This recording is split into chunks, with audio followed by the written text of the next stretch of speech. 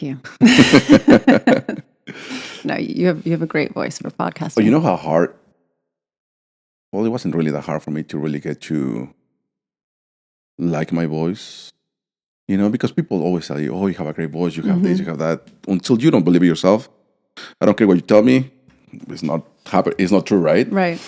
But then after editing so many podcasts, and you're like, "Well, it's not that bad." Yeah. You know, I think I can roll with this. I used to think I hated the sound of my voice, and I would just dread even hearing myself. And I learned to just release that and just let it go, because like the content and the conversations were so much more important than how I sounded. And I learned to just accept it and just be like, actually, it's okay. Yeah. Like, you know, and you have that deep bass in your voice and that accent, and you know, like it's like it's very soothing and appealing, but we hear something different when we hear ourselves, right? So.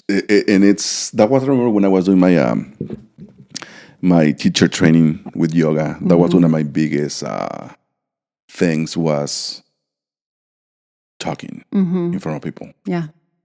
And I will not forget that it was one of the best things that ever happened. Was my instructor telling me, "It's like, do you even know how many successful young instructors are from different countries? They have different accents, like France, Brazil." They go, because it's exotic. People like that. People like to hear a different accent. But you don't think like that, right? Yeah. You think the complete opposite. You're in your existence having the fears and the concerns and the imposter syndrome, right? Right. Like, absolutely. What are they going to think of me? And from the outside, people are like, "Wow, this is like, it's so appealing, and it feels good to hear, you know, someone from a different part of the world giving instruction to something that is." And that in itself, the yoga, is that universal thing, right? Yeah. Like, it's practiced all over the world, and it's something that is so beautiful and received so wonderfully from anywhere you go. Right. I think, you know. Right. So yeah. So when she said that, I was like, "Oh, you know what? I think you got a point." But I got over it really quick, and then. Also, when you start looking at yourself in the camera, you're like, "Oh my God, really?" But then again, you know, you deal with this like, this is who you are. Yeah. You know, is there room to improve yourself? If there is, do it. Exactly. Right? If you want to do it, go for it. Nobody's holding you back from doing it. So I chose to start working on myself. And I love that. And I love, like, that's it too. It's just like, failure is just feedback. It's not even failure. It's just what you learn and what you experience. You get to take that. You get to watch yourself or listen to yourself and learn from every conversation or every, you know, appearance or every class or workshop you lead or teach. You get to go, okay, that was kind of cool, but that I could work on a little bit. Yeah. That is actually really good, the way you put it right now, you know. Failure is feedback. Yeah, and that's not I can't take credit for that, but I heard that somewhere, and I just say it and I use it because that's what it is. It's, you just take the things that we think we're failing at, but what is failure really, when we're just learning as we go, and then it doesn't work out, you know, you get a different maybe outcome than you were expecting to or hoping to. But the true victory is in recognizing it and then making a shift. Right. And then not repeating it, you know. Try at least trying, right? At least doing your best at not repeating it. Right. I think true failure is continuing to repeat the same mistakes, not learning from them, and just going, it's like that insanity thing, right? Like, I'm going to keep trying to do this thing, expecting the same thing. I'm going to keep doing the same thing and expecting a different result. And, you know, there's failure. Yeah. Yeah. That is very well put. That's very well put. So, Nikki, since last time I saw you, there has been a lot of stuff going on here. I'm looking at your website. And there is so many titles, you know, like, so I would love for you to share with me, you know, how you, let me name them all. Please. So let me hear about myself. Because it's been a minute, you know, it's like there's been some updates and revisions, but I would love to hear from your perspective. Okay, so I have here you have become a. By the way, the name of the website is called She Leads mentorshipmastery.com. And you have here certified health and transformational life coach. I'm gonna say him. I want you to talk about him as we go. So, certified health and transformational life coach. Want to touch on that? Let's touch on that. Oh, yeah. So I started my life coaching journey through my own personal development and healing journey myself, right? And that's usually how it works. And I had a lot of work to do. But in 2018, I had the passion for taking my own personal, because I saw how it worked. You know, like I had mentorship, and I did personal empowerment programs that helped shift my paradigm. And so I thought, this really works, and this is real. And so I learned about the certification program through the Health Coach Institute. At first, it was just, I'm going to be a health coach. And then they were offering this dual certification, health and life coaching. And so, of course, I jumped on it, and I gravitated towards the life coaching because it was all about the mindset work and how you can revise a belief system. So the life coaching is, my approach to that is the habit change coaching method. And it's really about taking unhealthy, deconstructive habits and making small adjustments in life and shifting them into constructive, uplifting, positive habits. And so I was on that journey for a while and started building my clientele.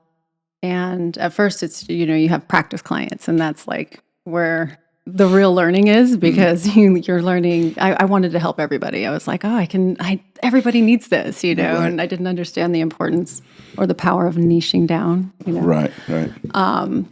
But that really led to the transformational coaching work that is really my biggest passion, and that is going deeper into belief and identity. And so being a living example myself of that being possible, to revise a belief system and really be able to be comfortable in my own skin, and to see not only the world through a healthy lens, a healthy, loving lens, but to see myself as, to have, I don't want to say torn down, because I'm kind of, what's coming into my heart space is talking about identity and beliefs. I grew up believing that a man's control and possessiveness were his expressions of love. And I was mirroring what was modeled for me in my life, and how I saw that men were to have the control. And a woman her place is to just follow and do what she's told. And so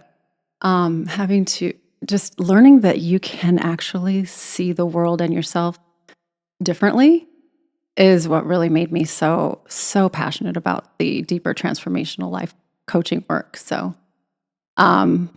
there's a lot that we could unpack within all of that, but that's just a little, snapshot of like why I'm passionate about it, and how, because I'm a living, breathing example of how the work works.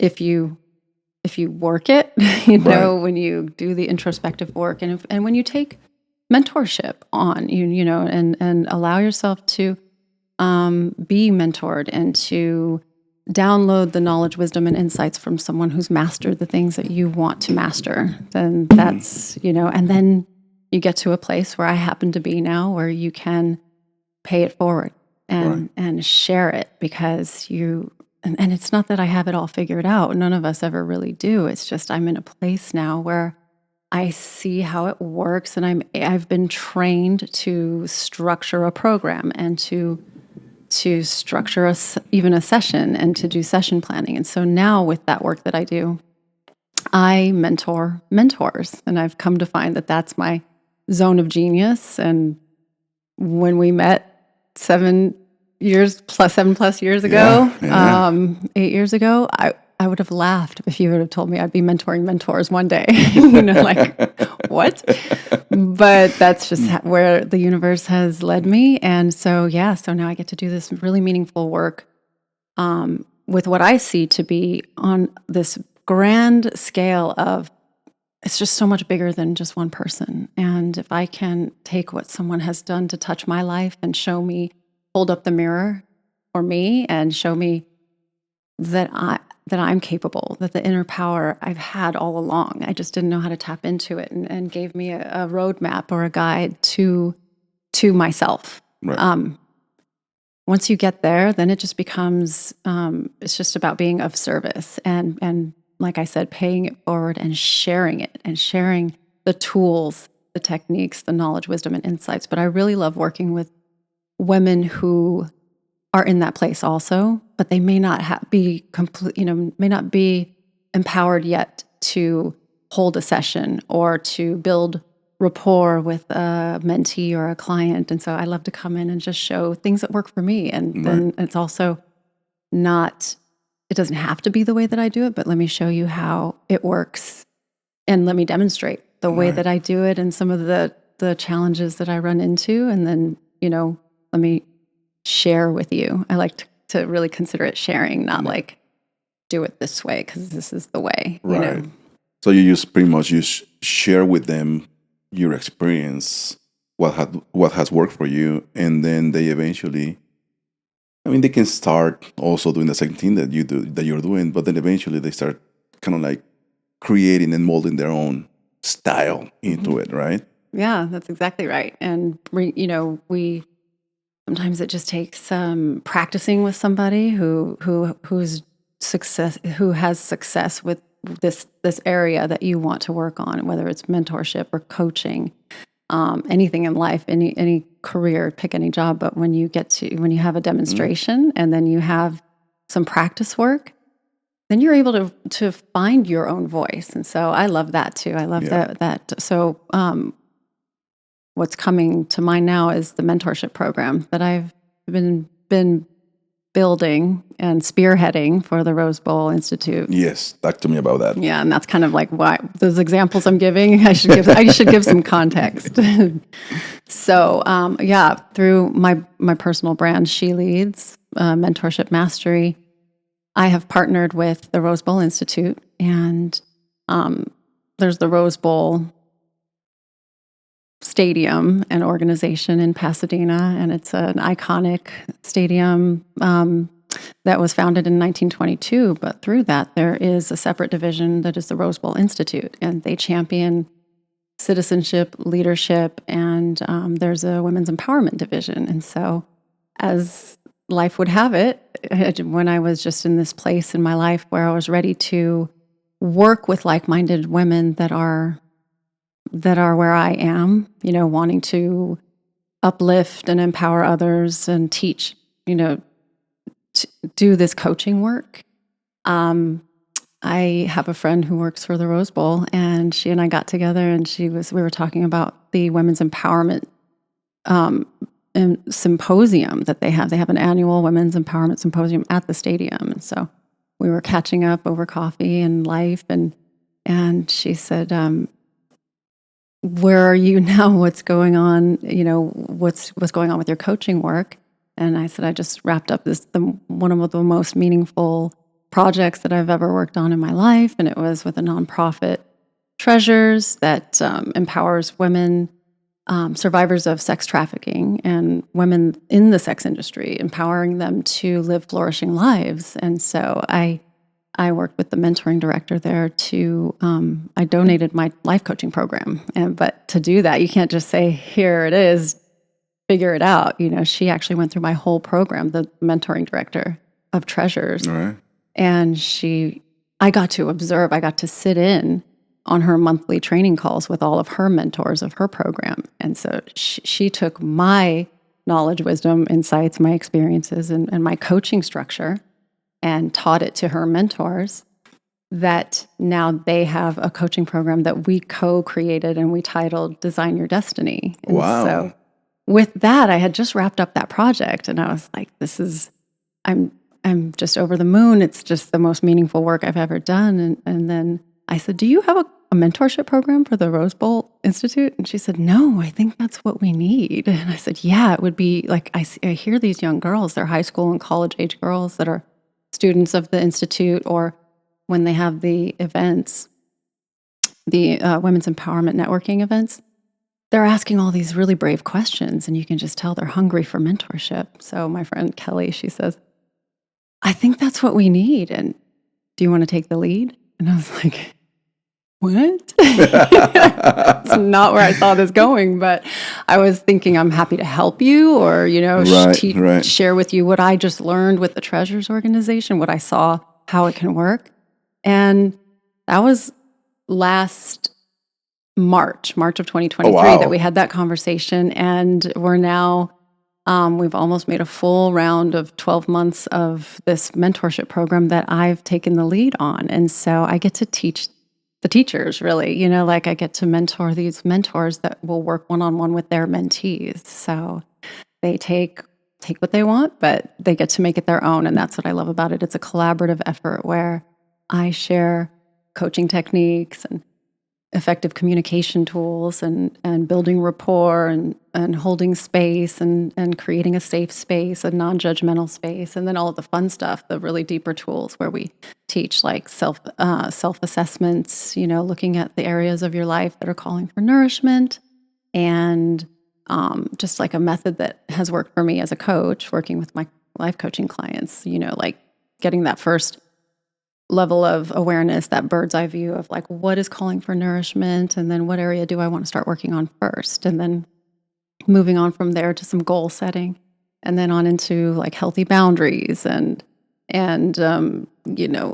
self-awareness and just that self-love, healthy relationship with oneself. So it's just this work that just keeps on giving. The more you just give it away, it just trickles on into so many lives. The more you water it, the more it grows, right? Mm-hmm. And that's it. Yeah. Like just learning what is that water. And for us, it's the collaborative effort where we come together. I do have a structure, but I love hearing everybody's feedback and going, oh, how about this? Or what if we try this? And then it's developed into a real substantial program. That is amazing. And it's just been only a year since it started. Yeah. And it happened just out of the blue. Organically happening. Well, I think, yes, but also there was all of, like you said, watering something, finally taking the time to do my own inner work and developing a healthy relationship with myself, and not only going through my own programs that helped empower me to revise a belief system, but then being inspired to be intentional with my own certifications and training, and going like, I'm really going to take this seriously, and I want to be a coach, and finding something that you're genuinely passionate about is where the organic conversations are had. Catching up with somebody who's like-minded, who's doing meaningful things with the Rose Bowl, the Legacy Foundation there. We didn't know that was going to come about, but just because I was doing the work I was doing and she's doing the work she's doing, we're able to come together and say, hey, how about this? What do you think of that? Or you want to join forces and do something meaningful together? So yes, organically, but also with a lot of foundational work that led up to that. Right. Don't worry about it. It's all good. My Apple Watch. Damn, Apple Watch. Where's the off button? Wow, that is incredible, and but I want to ask you a few more questions, but let's go with the next one. RBI Mentoring Director, right? Yeah. This is what you just talked about right now, right? Yes, yeah. RBI stands for the Rose Bowl Institute. Rose Bowl Institute, perfect. Okay, and now the domestic violence counselor advocate. Mm-hmm. Yeah, I think that's probably the most meaningful empowerment program and learning and certification training that I really put myself through and invested in myself, because that is a very real and unfortunate part of my history. Is I am a survivor of domestic violence and intimate partner violence. And I had to hit so many walls and cycle in that toxic cycle. Going back to what we were saying about, cycling in the insanity, doing the same thing over and over again, expecting a different result. And how I compare that to this part of the conversation is I was cycling with the same type of man for 2 decades of my life. And I just kept swinging from one relationship to the next, not giving myself a break. And I was codependent, and I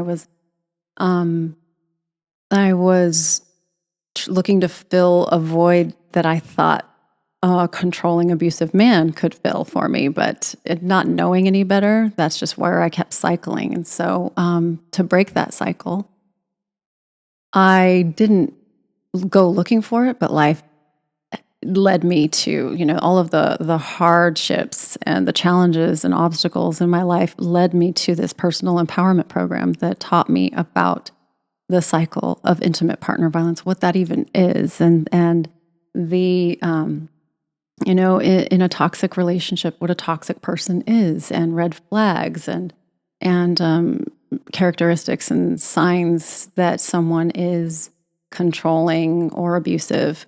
But when you don't know what you don't know, so what I learned is awareness and education is just beyond powerful, because once you start learning something new, and even though it was like this, it was like I'm in this program and I'm attending, and this woman who really looked like she had it all together, I was judgmental. I thought, what does this lady know about what I'm going through or what I've been through, or and so I was blocked. I didn't know how to really let it in until she shared a vulnerable story about her survival in the 70s of surviving being beaten by a crowbar by her husband, and then you just realize, whoa, okay, she's got something to share with me, and maybe I should trust this woman and should trust this process. And so by letting it in, I started to hear the messaging and to learn that the cycle is, the honeymoon phase and all the charm and the romance, and then the tension building.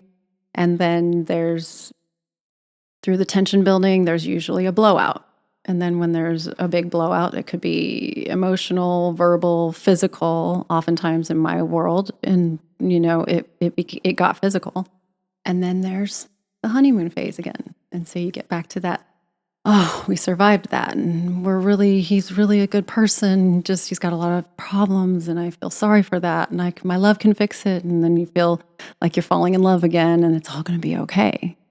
Until the next part of the cycle, the tension building, and then the blowout, and then the honeymoon phase again. Right. So hearing all of this, seeing it on a chart, drawn out on a board, and having someone teach it to me, just made me realize that's what I've been doing. That's what I've been cycling in, I guess, and you hear these phrases and terms that you've never heard before. You've just known, your soul has known, this is wrong, and I hated it, and I'm miserable, and I keep trying to, deny to myself that there needs to be change. But the common denominator within all of that, all of those different, relationships with the same dynamic, the common denominator was me. I kept myself where I was because I wasn't empowered, and I didn't have the knowledge, the awareness, the resources to make a change.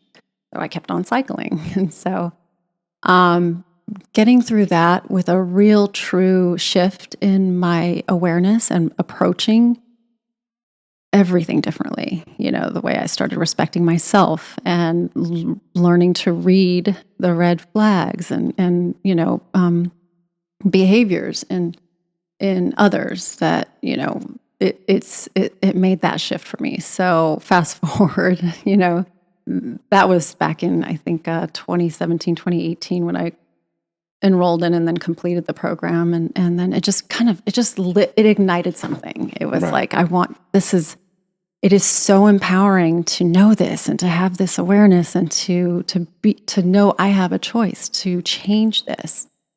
So then I discovered this certification program, the domestic violence counselor advocate certification, and I went to the Women's Shelter of Long Beach, and they offered that program, and it was a 40-hour, just training, and wow, how we really went deep into Really? all of the different types of abuse, elderly abuse, child abuse, animal abuse, and just, so much, even how people end up homeless and mental health and just all of the ways that just it's all really connected. And, Right. I realized how not alone I was. I was not alone in this, and this is like an epidemic. And so I just saw that there was an opportunity to really make an impact and do something meaningful with that. So that's what sparked my domestic violence awareness advocacy, and how it's been so impactful in my own life, where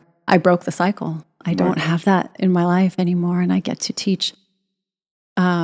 I get to share that to inspire young women, and that's what this mentorship program is all about. I want to offer something that I wish I had had when I was in high school, or in my early 20s, trying to figure out my life, and all I had was what was modeled for me. So this is my opportunity. It's like kind of a collaboration with the universe, going, okay, Right. what can you share that you wish you would have had then? Something that you mentioned is like something that you have been modeled by, right? Mm-hmm. What do you mean by that? Do you feel do you feel like your parents had something to do with that in that sense? Do you feel like that was something that you kind of like, that's all you knew, obviously, and that's all you were So, bringing into your life? right, like what manifested for me. So it's a great question. And I will say that my parents were so loving and beautiful people, and with the biggest hearts, but they lacked life skills, or the coping skills. And so I learned a lot of the pity party behaviors. I learned from watching some of what they taught, and they didn't know any better, and who really does know? As a young parent, my parents were so young when they started a family. How old were And they? Do you remember? so they met in high school. Okay, And so high school then sweethearts. yeah. And they were, I think my mom was 21 when she had me. My dad was like 23, right? Mm. So they were babies. And so this life thing is hard. And I'm not saying, like, my father was not physically abusive and didn't yell at my mother. It was just, but there was just a dynamic that I saw that showed me this is the way that it is. It was not a healthy dynamic. Yeah, there was a lot of unhealthy behaviors, and there were the isms, just the coping mechanisms that I took on and I learned and mirrored. But yeah, I think mostly it was lacking.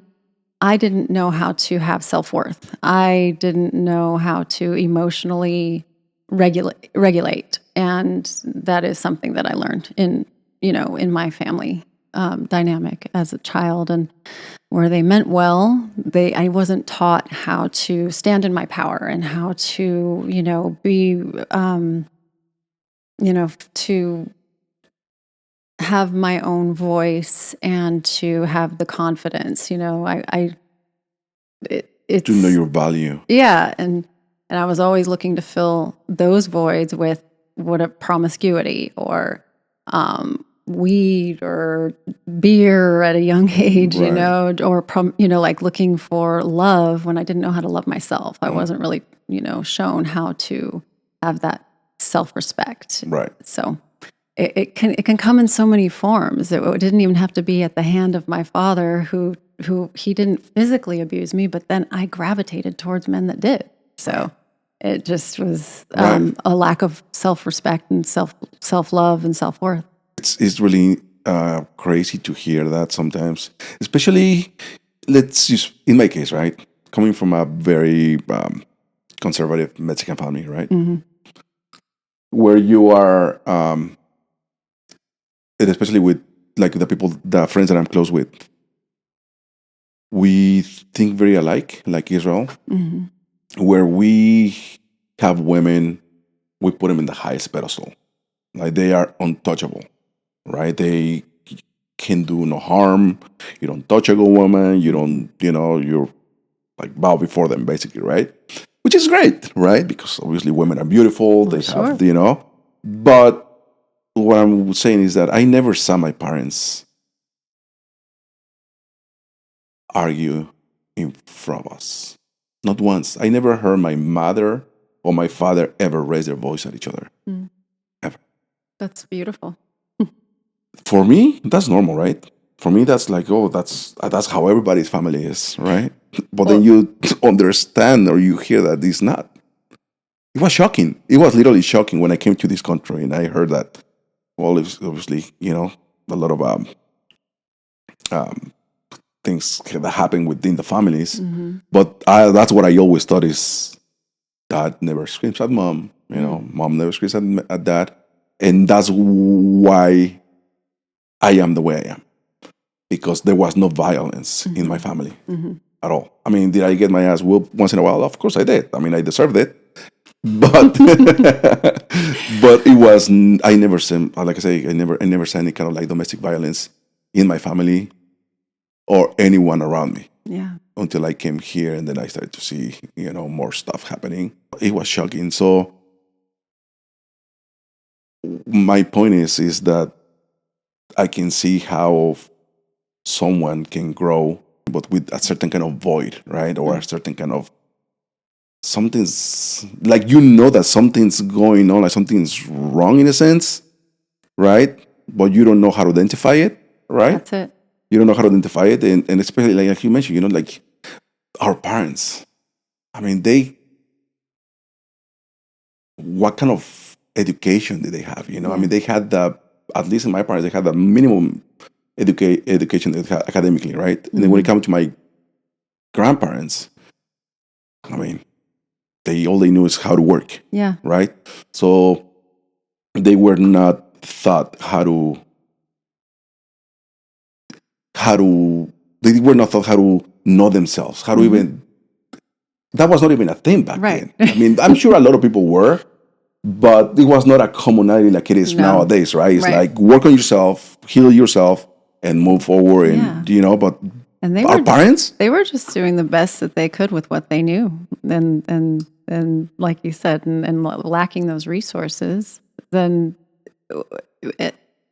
again, we might have experienced, like you said, a void that started to, develop, or lacking self-worth or self-respect. But at some point in life, you have to, for me, I was cycling in blaming them, blaming everyone else, and blaming my childhood, when really it wasn't, it was what I made. My life was what I made of it. And so I was able to make change and make shifts by stopping that, I had to stop looking back at everything that had, getting out of my victimhood mindset, right, and looking at it as all their fault or the bad in it, and looking at like what the gifts were in it, and what a gift it is that I get to make a conscious decision of how I design my life, and how I get to heal all of the unhealed, whatever it is, trauma, or, the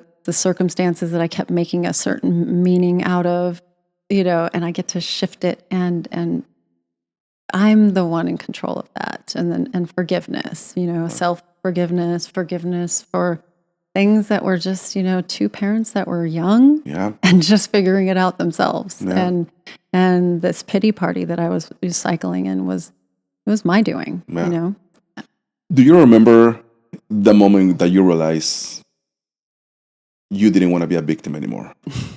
There were some, yes, but is there a significant moment that stands out? That significant one that really you're like, okay, yeah, I cannot do this anymore to myself. Yeah.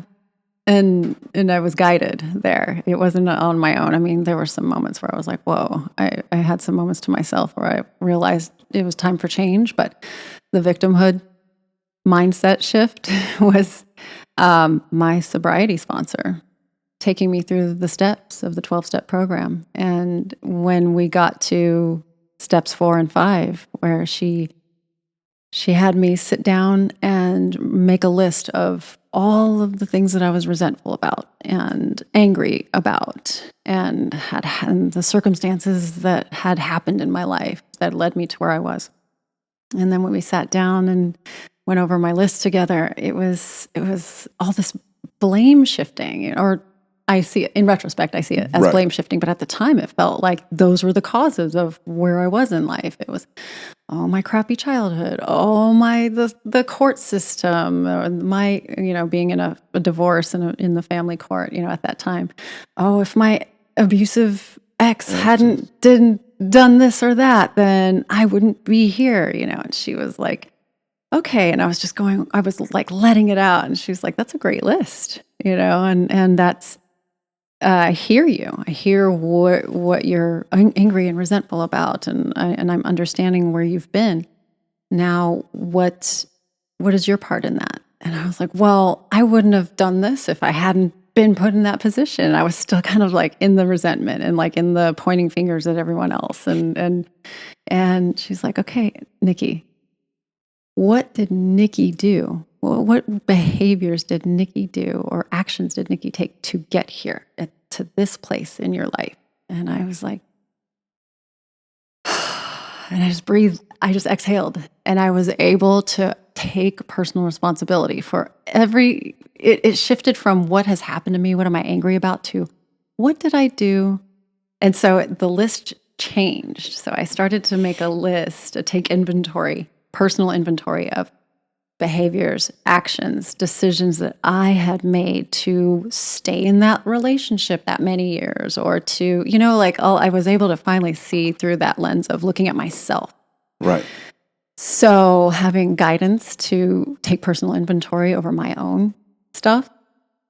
And then I learned through that I could take inspired action to make those changes. And the only way it was going to change was one day at a time, one step at a time, by being aware of my part in it, and then going, okay, I can do something different. And so it's just, it was a time that will always have an impact on me, and it's a core memory that, was like, it took someone else, holding up that mirror and going, that's great, but what's your part in it?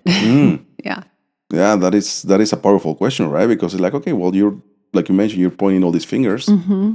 Like, what about And it's you? easy Like, to do, right? right? You're like, oh, it's their fault, and it's that thing that happened to me, and that's how we stay stuck. Yeah, it can be hard to get out of that cycles, where you are always looking at the exteriors, and a lot of people hardly look inward, right? Right here, yeah. And it's easy to say, it's such a cliche nowadays, right? To be like, well, usually look inward. I mean, it's easier said than done, and it is. And it's really powerful to have a mentor to help you figure out a tool to do that. It is. And luckily, you are started this mentorship program. You're able to, like, mentor others to help, the youth that is coming up, that future, right? Yeah. But it's so hard to take that moment to work on you, and where do you even start? Mm-hmm. By yourself, how do you even start? Like you mentioned, you were so lost in your reality, right? That you thought, this is it. This is my reality. This is where I'm going to be there for the rest of my life, until hit rock bottom. And then slowly, something deep inside of you, that greatness that a lot of us saw in you, right? Back then, started to like, hey, let me out. It's my turn. Let me in, coach. Yeah.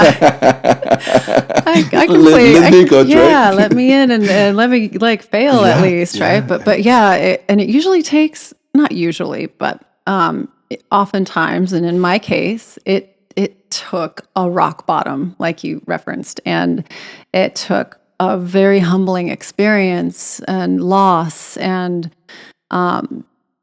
to wake me up.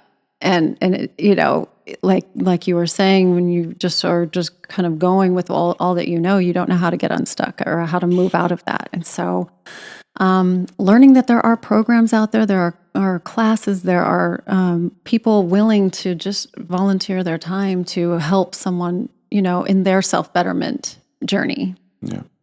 That would be my one of my most valuable pieces of advice is reach your hand out and look for mentorship and look towards, lean into something that is already working for somebody else. And in that you'll find so many ways to connect with what you have inside you. Right, right. So when you were going through this program, the domestic violence situation, how do you feel towards him? Well, there are a lot of exes. I will start with it's not just one. There are several that had the same characteristics. Yeah, characteristics and behaviors. So I don't want to single anyone out. But what I will say, and I think I know where you're going with your question, I came to learn that there's no discrimination. There are toxic men and toxic women. Right. And there are so the narcissistic personality disorder plays a huge part in abuse, and where that stems from, what I've come to learn is that stems from unhealed trauma, and usually in someone's childhood where they were abused, maybe by a parent or a caretaker, or the other type of narcissism where a child is raised to believe that they're the center of the universe, and experience no consequences for their actions. So there's kind of two types. But it doesn't, there's no gender, restriction on it. It's I've seen toxic abusive women, and I've seen cases I have personal experience with toxic abusive men. So, I think that just understanding that even with that, if it goes untreated, it'll just stay the same, and so you either gravitate towards that because that's your comfort zone, and that's where I was, or an abusive, toxic person will just keep repeating the same behaviors and patterns and hurting others through their own pain. Hurt people is what they say, and so just not dealing with it is no way to heal. So, but as a survivor, and I'm not saying I'm free from my own wrongdoings and all of it. A lot of that cycling and that brought out the worst version of myself, and an unhealthy, angry, volatile, or even depressed version of myself. It's just are surviving a situation. But in any case, whether you're a survivor of intimate partner violence or the abuser, it's really important to to have self-awareness and to seek help, to get help to understand your part in it and your journey with it, and it's okay to just admit that I have a problem and that there is help out there. But drugs and alcohol just amplify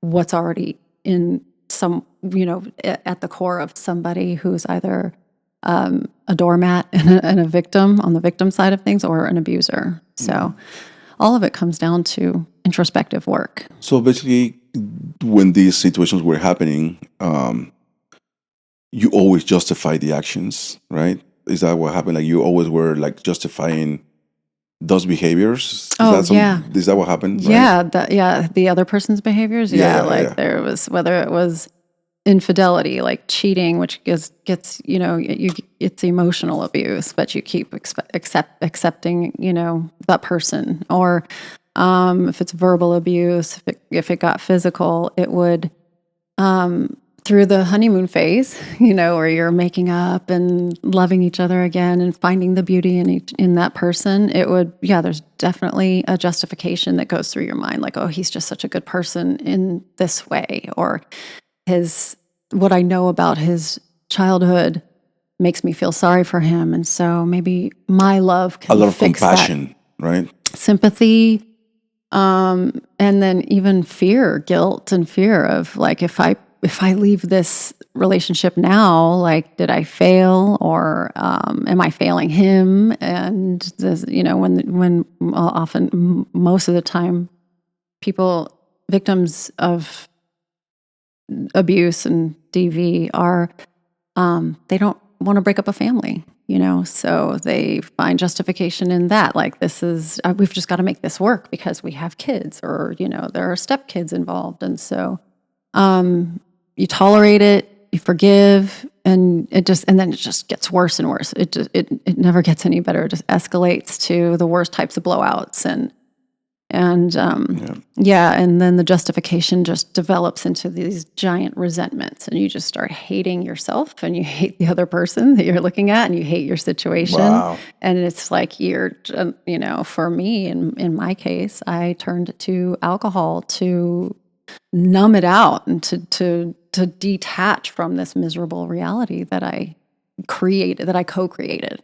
That is interesting. I never know that, like you mentioned right now, is that you're not only hating the other person, but you start to hate yourself. Deep resentment for yourself, and in retrospect, I can Yeah. recognize that. But when you're in it, you don't know. All you just know is you're surviving, and you're just trying to make it work. But you just have so much self-loathing that you're just like, you can just blow up your whole world and not know how to care. But or you're not taking care of yourself. When you allow someone to, man or woman, when you allow somebody to speak to you disrespectfully even one time and then forgive them and move on, you're automatically you're showing yourself disrespect. You're breaking a commitment with yourself. Maybe you haven't even created a commitment with yourself, but you're telling yourself, this is allowed. Yes. I'm okay with I'll have to be okay with that because I'm going to just forgive and just move forward. And that happened, and I know it happened. He knows or she knows it happened, and then I'm just going to go on and be in a relationship with that person. So self-respect is a huge part of it. It's everything. I mean, it is everything. Like we were talking earlier, right, about the relationships, our relationship that we're in right now. And obviously we had to go through a lot to have an understanding, right? And start to respecting each other's. Start respecting ourselves, and obviously, the other person that you're with. But who teaches you this? It's case by case, isn't it? It's different for everybody. Like for me, I shared with you, I had no choice but to enroll in that personal empowerment program, and then I learned that, and that woman, the facilitator of that program, she inspired me to do what she was doing. And that's where I went for the certification, but also reaching out for getting sober for me and getting a sponsor who took me through the steps. And then she was a different type of facilitator that taught me how to respect myself and how to invest in my self-care, right? And to take personal responsibility. And when you take personal responsibility, you're teaching yourself. That's like you're your best teacher when you start like owning your stuff and taking different action steps. I almost feel like that is something that should be taught at schools. Yeah, you're right. Right? I could not agree more. And that's kind of my mission is to offer these self-loving tools and reflection and making a self-assessment and building up your confidence and your self-worth and building a toolkit. I literally am teaching individuals and groups of mentors to share these tools with others, because this should be a program that's a part of, before you even get into college. Oh, hands down. Right? Hands down, absolutely. Because that would save. That would save so many lives. Yeah. Let's just start right there. Yeah. Right? Because once again, when we do not have the proper education from our parents when it comes down to respecting yourself and, once again, loving yourself, and if you don't have that from them, where else are you going to get it? Right. Life is going to teach you that. Yeah. uh, the hard knocks way, or you're lucky enough to have other people, role models around in your Right. life that may show you, we're not all. It shouldn't be a chance game. Yeah. It should be like a foundational piece Yeah. offered. These Yeah. life skills, and Yes. how do we build confidence? Confidence is built by trying something new and being, taught, and then learning a new skill, and then accomplishing and achieving, like executing one class or one program, learning a new skill, and then you start to learn more about yourself, then and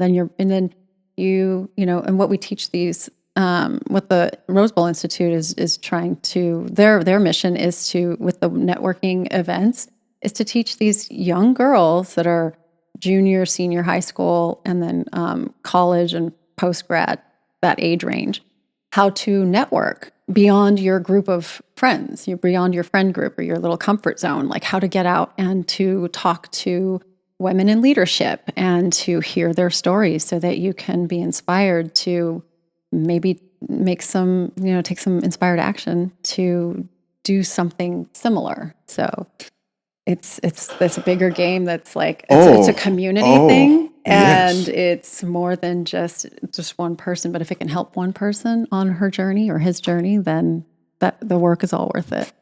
I also feel that all this whole feminist movement that has been going on obviously since the 70s, but what's going on right now, I think that they would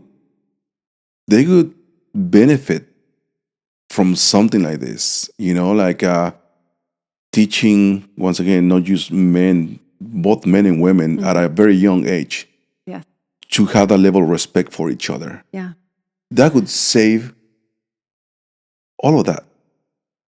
Couldn't you think Well, so? and that's the whole purpose of like those types of insightful experiences and mentorship, is to help shorten the learning curve for someone who doesn't have to go through all of the hard stuff that, like I did, or or Hmm. others did, that they can Hmm. go take my knowledge, wisdom, insights, and my life experiences and do with it what you will, but at least be empowered with it. And so, yeah, it would save a lot. It would save a Yeah, lot of self-sabotage, yeah. or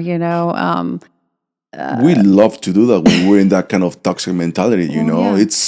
I never realized how bad it was until obviously years later, you start to realize that how much we sabotage each other Hmm. without even, and sometimes, well, at least in my experience, let me share this with you, right? I remember when it was in that relationship which was a turning point, Hmm. I recall knowing that I was sabotaging my life. But I feel that it was like my higher self being aware of it Mm. and being like, you have to go through this in order for you to learn. You know That's what I'm that's saying? that's very evolved. It I really is. really weird. I can tell you that as I was in that very toxic dynamic, You knew you were learning something from it. and I knew that I was not going to be with her, Hmm. but I knew I had to go through it. That's fascinating. It's really strange. It's almost like a out of body experience that you're experiencing. Nowadays, learning with yoga and everything, the Hmm. meditation and stuff like that, I have learned to be, whenever there's a situation like that, I detach myself in a sense emotionally, Hmm. where I'm like observing, right? I'm always observing the situation. That allows me not to react to things. So it's like a detachment. So you move away from the situation and you're looking at yourself and the other person, whatever the situation is, from a different perspective. And that it's so helpful because, once again, right? Whenever you are in a bad situation, somebody else that is outside that relationship is going to be like, oh, there's something going on, right? There's maybe, right? Right, right. That's the exact same thing, but with yourself. That's amazing. That's what should be taught. But but with To yourself. like to pull yourself away and get Yeah. a bird's eye view of yourself and your own situation, and make an assessment to Yeah. identify where changes can be made, even if it's being realistic with yourself. Like, this is not where I'm Yeah. going to be for the long haul, but I've got to go through it right now. Yes. Yeah. And I hands down can tell you that exactly what happened to me is I knew. I knew since the moment that we started to do respect each other, like I mentioned to you, right? With use foul language and use you're in that cycle that I had never in my life ever been in one until that. Like you didn't witness it growing up. I was culturally, never. it wasn't what Yes, you experienced, but there you found yourself in it. I found myself in it, and I allowed myself to be in it. Well, let me ask you, what would you attribute that to? Like, how do you know, how I shared how, even though I didn't see my father beat my mother or anything, but I gravitated towards that type of man. It was, now I understand it to be a lack of self-worth and the confidence. I lacked confidence. I didn't have life skills. I didn't have coping skills. And so I just was like open prey for the predators that were like, oh, so that was mine. Like, what would you attribute growing up in a nonviolent environment and culturally having, an experience completely opposite of what you found yourself in? What do you think led you to that? This might sound a little bit out there, right? But I am a very unusual person amongst my people, my Mexican people, and Hispanics, at least that I have run into. I haven't really run into many people like that. But I am very unorthodox when it comes down to like even traditions and things like that. It's like I'm very like, oh, well, that doesn't seem to be okay for me. Like I'm always move away from it. Yeah. So I feel like I always, and once again, this is not me. What is that term? That honking your own. Tooting your own horn. Tooting your own horn, right? I'm not tooting my own horn, but I always knew that I was made for greatness. No, I hear you. And we talked about that a long time ago. Yeah, and I think that's more of a feeling than like a thought. Exactly. And it's not me walking around with my chest all pumped up and thinking that I'm better than anybody else, because that is not the case at all. And I know what you mean by that. But I know that I was born to be for greatness. What is it? I'm still trying to figure it out. Right. I'm still on that path of figuring it out. And I have to please. Please. Just on that, on that note, like, it's amazing from my perspective to hear you say, I'm still trying to figure that out, because I see so much greatness when I look at you and your life and your accomplishments and your creativity and your family, the way you treat your family, and just like, I see it, and so when isn't it wild to like for ourselves, we're like, I'm still trying to figure mine out too, and I'm like, right? But if you look at it on a website, you're just like, from the outside looking in, but please carry on. I just have to say, like, I feel like I have it. I see it, and I feel like you've had that figured out, that greatness for a long time. But well, thank you, but still trying very to humble, very right. So I'm just still, like I always felt like, okay, yeah. So I don't know, but once again, what the greatness is, or but I felt like I had to go through these paths to get to where I need to be. Right. Once again, not having those big traumas with my parents or family around or violence or anything like that. Being myself in that relationship, which turned out to be extremely toxic for both of us. Right. And like I have mentioned many, many times before, she needs to deal with her shit. And this is you and your ex. I'm dealing with my shit. Yes. You and your ex. Yeah, this is back almost 10 years ago. Right. And this is like what's it meant? It's like she deals with her stuff, I deal with my stuff, and this is it. Like I need to figure my stuff. I know nobody's perfect in every relationship, right? Like there's always gonna be. It takes two to tango, right? So I need to figure my stuff. Like what am I doing that is causing this? So I had to sit down, and that's it. Right? I had to sit down and be like, okay, so I understand what's going on with that person. Right?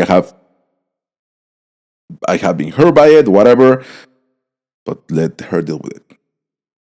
This is my stuff. Because the minute that I start bringing her stuff into mine, now I have two piles of crap that I need to work on. Yeah, and we can't help do the healing work for anyone else until we've started doing the work for ourselves, and then we can share what's working. But trying to change anyone else, especially when you're in a relationship that's become toxic, now we know, in retrospect, now we know. And right? then it would be just the whole purpose, and that's what I love about these conversations, is the purpose of these conversations is to share where we've been. And if you recognize, if anyone's listening, right now and recognizes something that in what we're saying and what we're talking about and an experience that we may have had, listen to the messaging that there's a way to shift your paradigm. Yeah. No, hands down. And that's what it is. It's like it gets to a point where you're like, okay, so there were many, many times where I noticed this is not okay. I understand this is not okay. Yeah. That is there. Right? Like, but that's what can create depression and anxiety. Yeah. Because you know it in your soul, but you stay in it. Yeah. And you participate in it. You continue sabotaging yourself. But once again, at the same time, I was like, oh, all right. So we promise each other eternal love, right? When you're that in love and you're and once again, you're in love at that time. Because always people ask me, it's like, oh, were you in love with her? I'm like, of course I was in love with that person. Did you love her? Yeah. At that time in my life, of course. Absolutely. And loved her the way I only knew to, with where I was. Exactly. Perfectly said. With only what I knew. Because with what I know now, I most definitely would not be. You probably wouldn't be attracted to that person, right? Absolutely, yes.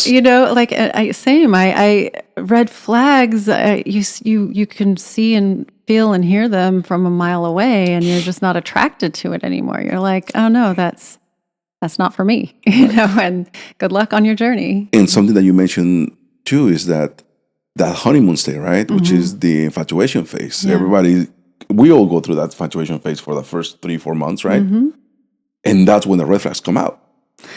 Yeah, and when you don't know how to, when you don't know that you shouldn't ignore them, this is where you get caught up in it, and that's where you get in trouble. That is it. And what are some red flags, right? Like, could we talk about that? Because I mean, what comes to mind for me is, yes. When somebody is possessive and there's jealousy, insecurity, when you don't even know each other yet, and then you have someone who's accusatory, someone who's accusing you of doing things, and then when there's gaslighting, and now gaslighting is a form of manipulation, right? But it's two parts. There's the part of the manipulation where somebody tries to make you feel that your reality isn't real, like what you're seeing isn't happening, or what you're feeling isn't valid. I didn't make you feel that way. That's and then there's the second part of gaslighting, which is they have this ninja way of making you believe it's your fault, right? This Jedi trick where they're like, it's not me, it's you. So it's just like really twisted, deep manipulation. So, gaslighting and control, possessiveness, insecurity, jealousy, accusations, even when people try to leave marks on your body like hickeys, it seems like a fun, playful, endearing thing, but if you observe somebody who behaves in these ways, they're marking their territory. They're marking the territory. Yeah. So there are more, but those are the red flags that come to mind, and the love bombing. I was gonna say that, but please go for it. All right, you're already riding that horse. I was on the wavelength. I could feel your thoughts. Yeah, it's like just the whole like. I even someone saying, I love you, I'm in love with you in the first week of knowing each other, it's like, run. That's a red flag. Run. Just recognize it. Recognize that that's not healthy. That's not normal, or whatever normal is. That's just not healthy. And it's a control tactic. Yeah. And that toxic person might not even realize that those are things that they're doing are toxic, but that's where it's going. Yeah. You're going to fall into the love bombing trap, and then, You're going to be made to feel guilty if you step out of line with what is, where this person is setting these parameters of you can't talk to other people, and the jealousy thing. I mean, it could even be something as simple as, and I'm pulling from my personal experiences, but it could be something like you're sitting and you're dining, you're having a romantic dinner, and then the other person, in my case, it was a man, accusing me of, because I made eye contact with the waiter, why don't you just go home with him? Right? Like those types of things, like the guilt tripping and them seeing something that didn't actually happen, but they're not only is he believing it, but then he's making you, or he or she, then they're making you believe that it happened, and then you're defending yourself over something that didn't happen, but it happened in their mind. So these toxic people, they have work to do, and they don't have any business being in a relationship with anybody. They have deep, deep work to do. And it's up to all of us, really, as individuals, and then as a community, to remind ourselves and each other that what those unhealthy, toxic behaviors are, what red flags are, and what to do about them. I told my son, my 18-year-old son, who is 18 already. Yeah. Oh my God. I know. What? And he's so amazing. He's got such such a good head on his shoulders, and he has, he just knows what he wants in life and sees what's on the horizon for himself, and the self-awareness. But I tell him, even if you think it's just the most amazing relationship, and it's the most amazing, she's got all these great qualities, but then there's that one freaky thing that's a red flag, and he and I are able to joke about it. It'll be like, oh, but she cooks a mean omelet, but she's like, trying to control me and make me feel, guilty about something. Don't compromise the things that don't matter, so it's and I mean, yes, and yes to all of that. Yeah. Right now, there's this stupid show on Netflix called Love Is Blind. I don't know if you ever had a chance. It's actually really entertaining. Okay. Right? I usually don't like to watch any stuff like that, but that is one of the shows that during COVID I did watch. We were all watching, binging on Netflix during Tiger COVID. King, right? Right. And then there's sometimes there's that thing that even though you don't love the content, or you don't, but you can learn from some of these things, right? Exactly. From some of these shows. Exactly. So this show is really cool because it's about, there's certain amount of girls and boys that meet on, they call it the pods, right? Where they don't see each other. I've seen a couple episodes of so it's just, I think it was during COVID too. Yeah. So it's just, they've never even seen each other's faces. It's like through a wall. Yes. Okay. Yes, that's it. It's the ideal relationship making, right? Right. But holy crap, that kind of stuff that you get to see there. Anyways, so in this last series that came out, there is a girl there that I remember I was watching with Deb, and holy shit, she is so insecure of herself, obviously, and she's just fishing for things. Like, this guy is just like, what am I doing? Like, what's up with you? Like, she's just like so insecure and just like throwing stuff at him. Like, I'm literally just watching it, and I'm sweating, Nikki. I'm sweating. I'm like having these anxiety attacks because I'm like, it affected you on a personal level, huh? Absolutely. You're like, run. Oh my God. I'm like screaming at them, be like, dude, get the fuck out of there, bro. Like, what are you doing there? Like, don't even entertain the thought. Move on. But that makes for entertaining TV, right? Absolutely. But it's just like, I'm watching it, and I'm just like, literally, like, my hands are sweating, just thinking about it, just seeing that toxicity, that I was at some point in my life, right? And it's like, it caused that anxiety inside of me. Just seeing that thing, it's just like, go ahead. No, I'm listening. It's like, at least in my head, after a while, is I want to be at peace. Mm-hmm. It's like I want to be with someone that understand me at the level that I'm at, or even if that person is not at that level, that is willing and that you can see that person making effort Yeah. and to better themselves, right? That's huge for me Yeah. to see that. A successful relationship is peace. It's peace. Is peace. It's really, that's it. And just to be able to be yourself. And that means a relationship with another or a relationship with yourself. With yourself. But in a romantic relationship with somebody else, yeah, you hit it. You were able, through watching that episode of that show or that season, to recognize something in yourself. You're like, I've been there and I see how I participated in that, is what I'm hearing. Yeah, how I allowed it. I allowed to be verbally abused, mentally and psychologically and emotionally abused by one person. Okay, this is something that it's crazy, but it's really, really crazy actually. Like looking in hindsight, but at that point, once again you think that you love this person, right? Of course. And you're giving yourself, you're giving everything about you to that person, and you don't want to do anything wrong to her,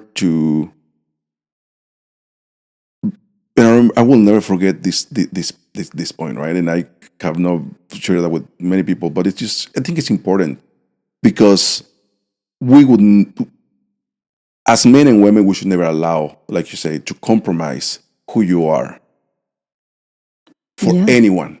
Or just a level of respect. For anyone. Mm-hmm. No, because there's no point. For anyone. And it got to a point where this person says something where she's like, from now on, like, I am in control, something like that. Like, I am going to be in charge. And I remember I was sitting down and I just felt my manhood slip. Yeah, I can imagine. I felt it. Like, I didn't feel like a man anymore after that. And then for what stretch of time were you still with her after that declaration? After that declaration, I want to say that was just towards the end. So I want to say that was like middle of 13, and things ended up towards the beginning of 14. So I solid 6, 7, 8 months. Okay. That's a significant amount of time to allow someone to accept that declaration and then try to navigate it, and maybe even be in denial of wait. Yeah. But yeah, when someone makes those declarations, and just even that, someone even planting a flag that they are in any power position in the relationship is just not healthy. Yeah. I mean, it's just something that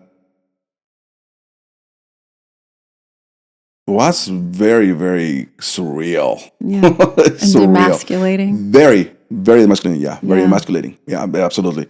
So once everything, not after that relationship didn't work out,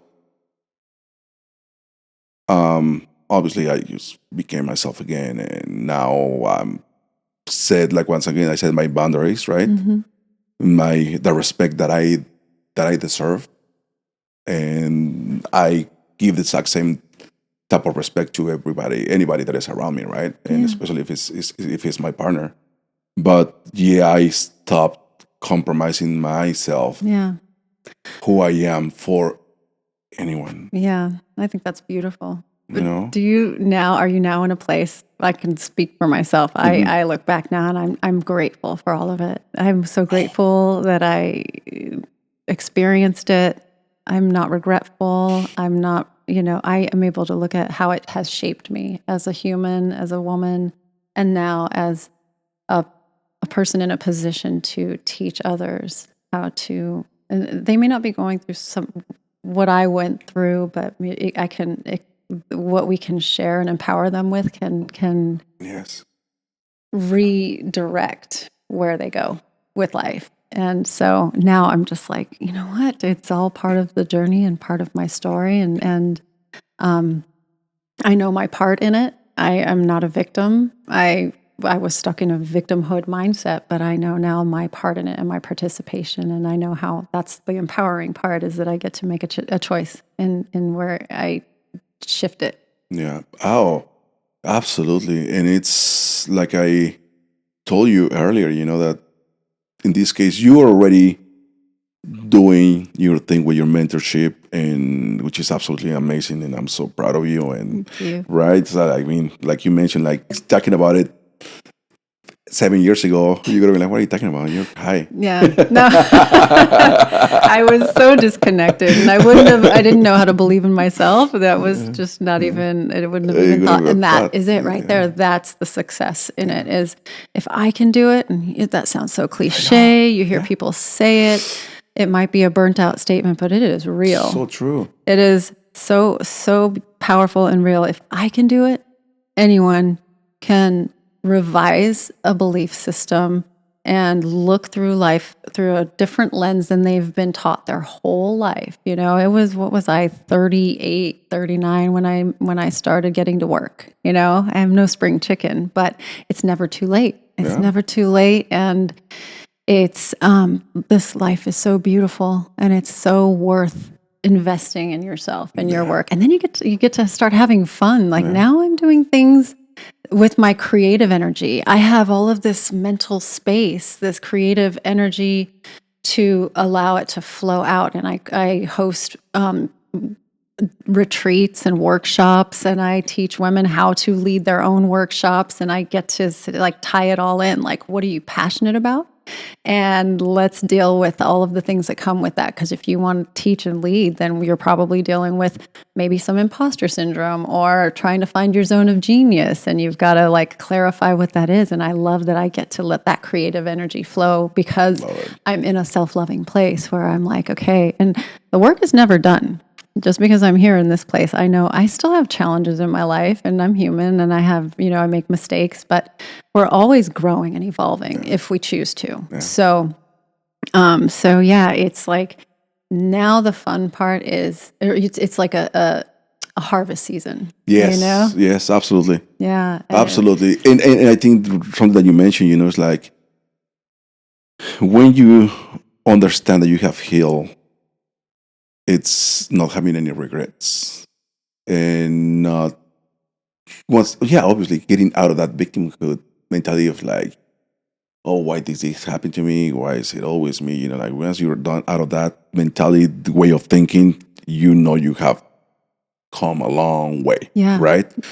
And for me, in this case, it's the same thing. It's just like, I wish that person the best, Wellness. and seriously, I hope the person found her person. She's happy, full of... Or herself. Right? Especially herself, And purpose. Yeah. And a lot of people always had asked me too, is like, oh, what would you do if that person comes back to you? Which she did. She came back twice after that. Yeah. And obviously I was in a different place in my life. And did you respect your own boundaries? Oh, let me share with you this experience that happened, right?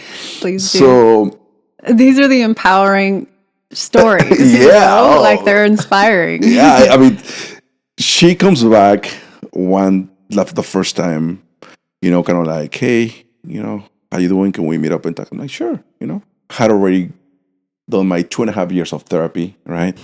I have already done my yoga. We hadn't touched on that yet. Well, yeah. I'm happy for you and your therapy journey because it changed my life too. I mean, so 2.5 years of therapy, and then my whole yoga and meditation thing that helps a lot. She comes back, and she kind of like, I can hear her voice kind of like trying to be all like, hey, like, what's going on, And I'm just myself, like, hey, I'm so happy to see you. Like, what's going on? This is her first question. Was I really that crazy? Right? She had broken up with her boyfriend because after me, she was seeing somebody else. From that, her breaking that with that person kind of like wanted to come back with me to see Yeah. like where was I with my life. Mhm. And Or I was curiosity. like, yeah, I was kind of like, yes. I mean, I don't know how How to do I say answer this it. diplomatically? How do I answer this without hurting your feelings? or exploding. Yeah, and even though I had already, detached myself from that situation, I was still cautious and like, well, how should I answer this? Because I know how her response has been all the time. Like what's going to happen if I do this right now, right? So, anyways, she kind of like mentioned something about. I talked to her about, yeah, I mean, yeah, it was a little bit unnecessary what happened, but it's all good. That was the first time, and then the last time that she came into my life, and I didn't understand it until. So this happened in 2017, and I didn't understand her reaction until like a few months ago. That's how long it took for me to understand. And how did she react? Oh, we're getting there. We're getting there. I'm building it. So I have I'm my on the edge. I'm like, oh boy. I had my first art show in Newport, and all of my friends. I invited all of my friends. I invited everybody to come and see me. And I had some of my good friends, some of my good girlfriends that were there. It was Brianna, Savannah, Ronnie, Priscilla, and I don't know who else was there. Plus my family and everybody that knew me. And she invited herself. She knew. She's like, oh, you're going to be like, yes. Like, oh, is it okay if I come? I'm like, yeah, of course. Why not? Yeah. Yeah, come on in anytime. I knew my friends were going to be there, right? And they know her. They don't know. They don't know anything about her. They didn't know. A couple of them knew about her. Most of them did not know were who she these was. newer friends? Yeah, these are newer friends. Ah, okay. Yeah, Interesting. These are newer friends. These are friends that I made after her being so anti me having friends or any woman looking at me or anything like that. Oh, this is post where Yeah, you're allowed to have a life now. Yeah, exactly. I'm already having my life. I'm You're not living isolated from the world. Yeah, Zero. I get you. Zero. Yeah. I'm like, I'm enjoying my life. I'm living my life on my So they know fullest. about her. Some of them do. Yeah, some of them do. And she shows up, right? And hanging out, says hello to my family, whatever. And then we all get together in a table. And I have like my 5, 6 friends, that are girls. And she's there. She was so uncomfortable around that. Like she couldn't comprehend. She didn't know how to behave. Everybody else was so chill and so happy for me, just having, drinking a beer, whatever. She was so uncomfortable because she didn't know what to do. She had never seen me in that situation ever in my life. Yeah, because she was too insecure to allow you to be freely you. And so that was uncomfortable. Extremely. So what happened from there? Extremely. Never saw her again. Not surprising, but thank you for sharing that story because Never saw her it just is an indication of so much growth and so much self-awareness and also being comfortable in your own skin and knowing that this is life. This is how life is supposed to be lived and celebrated. My guy friends, my female friends, my people, they come to support and celebrate me and my accomplishments, and we're this is it ain't no thing. This is a moment of celebration. It's just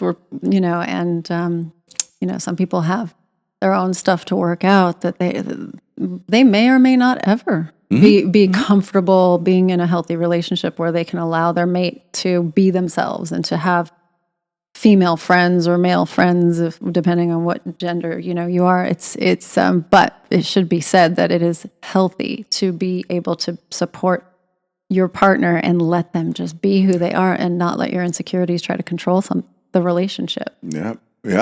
And that was so huge because I noticed that her demeanor completely just like turned. And I was like, "Ooh, okay." Mm-hmm. I could feel her vibe. She was Yeah, just not you know. happy. She was, yeah, I know. I was And you're like, like, not my you're problem. not part of my life anymore. Yeah. And I'm not gonna deviate from my life right now to accommodate you and Yeah, or try to make you feel comfortable. comfortable. That is Yeah. your job, Yeah. not And mine. that's where it is. It has to become, and then we get to release it and leave space for what is good and healthy and fitting in our lives. Yeah. Yeah. And Good she, story. and then That was that it. was it. That was it. I was done. Very well. And I'm like, all right, cool. Yeah. It's like, And it is what it is. hopefully she learned something from all of that. And I that's all bet. that's I all you bet. can hope, I bet. I bet. It's like she was not a dumb person for sure, by all means. But then again, when I met her, she was only 22, right? Yeah. And there's that. I mean, there's I mean, I was 30. Was 30. So I'm still a kid, trying to figure out my own shit. Who am I? Like she's barely learning how to talk, at 21, 22. Like, exactly. What like, do we know? I know. I look at 30-year-olds now and I'm like, you're just a baby. I feel like a granny now. I'm like, what happened? Now I'm looking at, 30, 40-year-olds going like, you have so much to learn. But then it's not coming from a place of like, being a know-it-all. Or anything like that. No, but it is like you really do. Yeah, what I know now about, like the growth journey. But thank goodness for all of the learning and the willingness to be humbled by those experiences and to grow forward.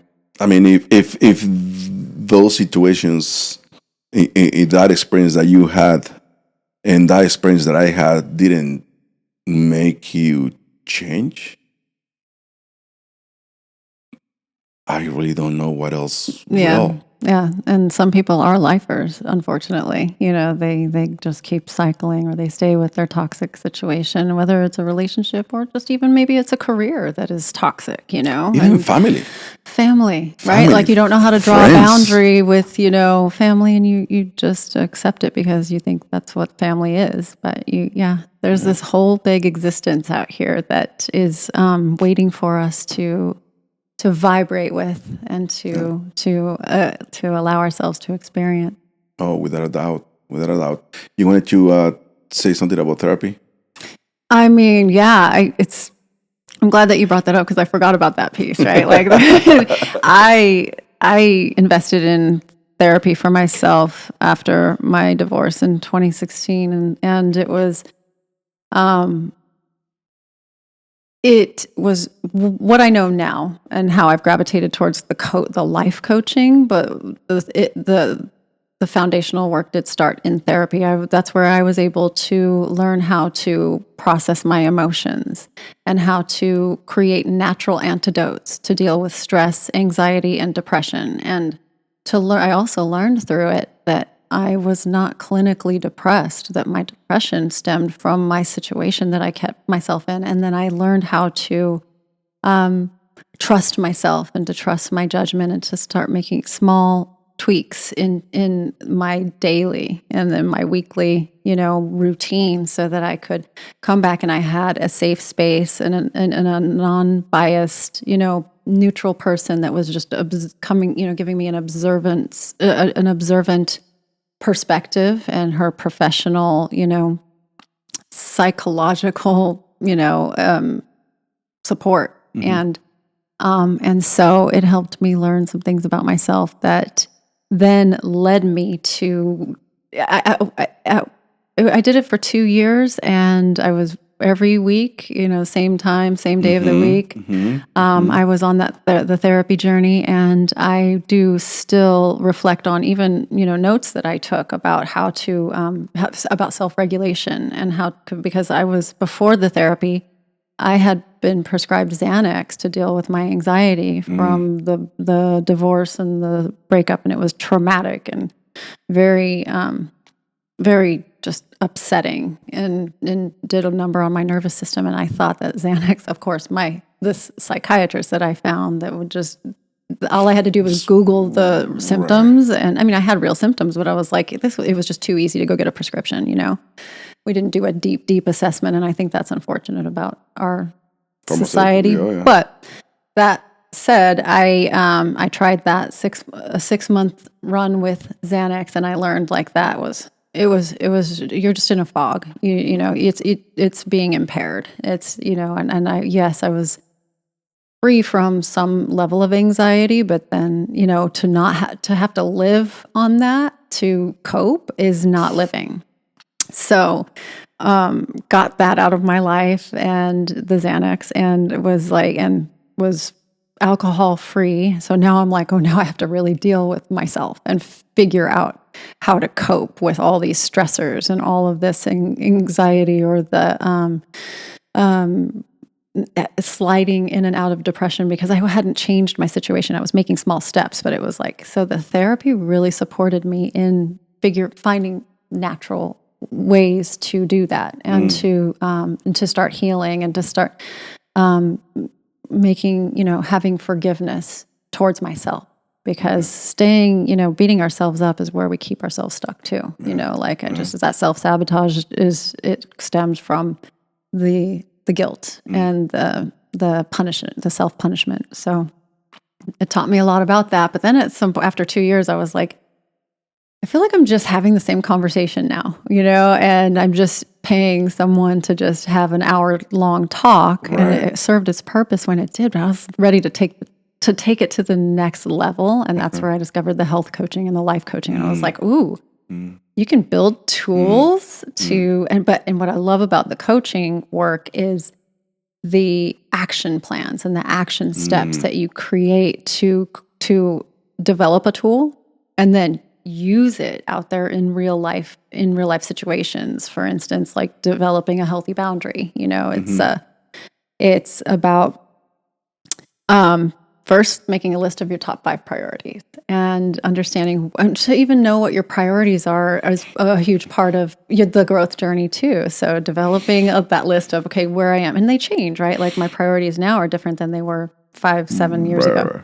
So identifying your top, and keep it to a certain number so that you don't overwhelm yourself. So we start with the 5 priorities, and then when a request of your time, space, or energy is made, you take a pause, and there's so much power in the pause, right? You just take a pause and ask yourself, if I say yes to this, what am I saying no to? If I say yes to this, will it move me closer to my top 5 priorities or further away?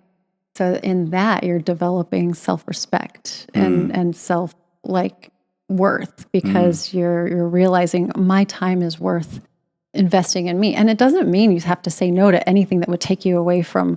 It's just about assessing, even if it's a good time that someone's saying, hey, do you want to go to this music festival with me? And then it's important to stop and ask yourself, am I just saying yes to just please someone else? Or actually, will that be good for my soul? Right. And if I take a day and detach and go have a good time, and then know that I have my priorities listed out and I have my agenda planned out for the week. So back to the therapy and leading to the coaching, I learned those types of tools to not only apply to my own life, but then I was like, now I want to teach this stuff. Now I want to coach around this and teach other people how to build their own life skills tools for their toolkit. Right. No, I mean, I think that's incredible. I think that is definitely great, because once again, with me, the same thing happened with my therapy, right? I was going for it for 2.5 years.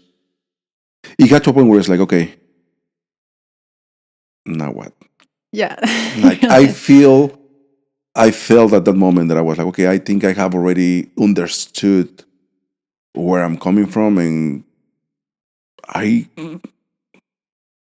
am so lucky, Nikki, seriously, so lucky and so blessed to not have many traumatic experiences when I was a kid. So did I had events where I felt abandonment issues? Yeah, of course, we all go through that. We all, doesn't matter if it's, there's people that have really serious abandonment issues because literally their parents gave up on them. Yeah. Mine was something super stupid, but when you're that young, your parents are everything, right? So anything they say, anything they do, it's magnified 1,000 times, right? So, once you grow older, you be like, yeah, come on, it was not that big of a deal right now for you. When you're that kid, It's everything. it's everything, right? So, understanding that situation, that childhood issues that I had, I was like, okay, I think I got it. Okay, I think it's now time for me to move on to something else. Yeah. And that's what it should be. I mean, and it's not to say that therapy shouldn't be a lifelong thing if it works for you. And you hear stories of therapy being an investment in your self-care and your support system, of and it should your be a mental stepping health. stone. It should be like a stepping stone, right? Yeah, For sure. For me, it was, and I feel like now I'm just in just new levels, right? But I'm grateful for the therapeutic journey, and I wouldn't change it because that's what helped me make changes. I think it's like you said, it opens the door to. Okay, so now what else? Yeah, and you're not trying to figure it all out on your own, Then there's so much. It's a lot different than what you'll get from just watching a YouTube video. It's like actually sitting and having a conversation and hearing from someone else, who's trained in that space to hear something that you might be challenged with and give you some suggestions, and you work together collaboratively to make your shifts in your life. Absolutely. Yeah. Oh, what a pleasure! What an honor! Once again, I don't know if I said this earlier, but I told you this before. Like one of the reasons why I started this project is to have, amazing people that have done amazing things in their lives. They're moving towards their goals, and you were one of them. And this is like one of my dreams coming true right now. To be able to have you here, be able to talk, and having you share your experience and so much amazing wisdom, that you have collected. That's it, right?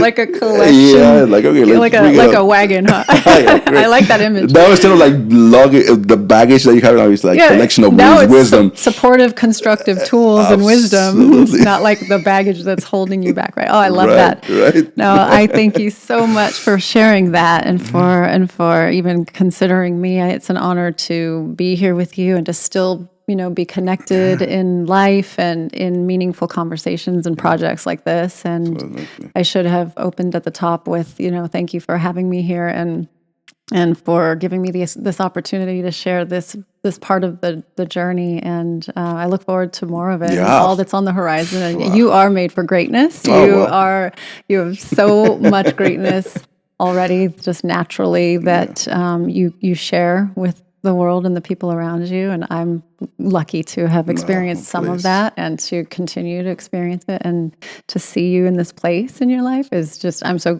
glad that we can sit here and do this and share in it, and also share it with others. Yeah, absolutely. Yeah. That is definitely the goal, Yeah. So I will be we'll be in touch and we'll do this again. Yeah. All right? Again, I know I look forward to seeing like what has evolved from this point into the next conversation. Absolutely. Right? Yeah. And just I'm here for all of it, and I'm here to support you in yours, and I know you're there to support me in mine. Absolutely. And let's just we'll be there in April. Was it 20? Well, you want to talk about the event that's going on? Yeah. So the Rose Bowl Institute is hosting what's called the Women's Empowerment Networking Luncheon. And that is April 24th and is at the Rose Bowl Stadium. So, and I can share the registration link with you if you want to share it with your listeners. Yeah, absolutely. But it's an amazing event. Last year, so this is the third annual in-person event, and last year the mayor of Pasadena opened up and the event and spoke to the crowd. There were over 400 attendees, mostly female students, but we're noticing that a lot more men and even young boys, like in high school and college, are coming to support and also to be a part of it, because even though it's titled Women's Empowerment, it's not just about women, it's about the world around us, and it's just a space that is niched towards, targeted towards females to to, like I was talking about earlier, to feel comfortable or learn, dip their toe in the water with the networking and get a feel for stepping outside of their comfort zone and seeing and listening to the stories. Last year, the speakers, the panel was Julie Foudy. She's an Olympian champion tennis player, and so just champion athletes, and just people in leadership that have been through it and are there to inspire our future leaders, these young people, to see what they're capable of, to understand that they're not alone in it. And I'll have a section there that will showcase the mentorship program. So I'm pretty proud of that and excited to see how this unfolds, because I think it doubled in size from 2022 to 2023. So now to see where we're going to go this year is... Love it. I'm excited. We'll be there. Thank you. For sure. Thank you. I can't wait. Support you, I look forward to seeing you there, and whoever you bring them. And let's just all make, let's create beautiful, meaningful things together. Love it. All right, Nikki. Let's leave it right here, and we'll see you next time. All right. Until next time, Leo. All right, thank Nikki. you. Thank you.